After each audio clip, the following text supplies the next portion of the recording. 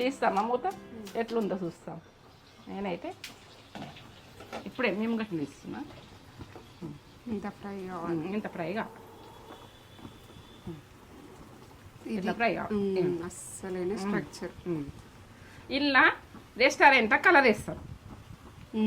నేనైతే కారమే, నాది కలర్ లేదు, కారమే పర్ఫెక్ట్. ఇట్లా నేను ఇది కలర్ వేసే వరకునే రెడ్గానే పడుతుంది ముక్కలు.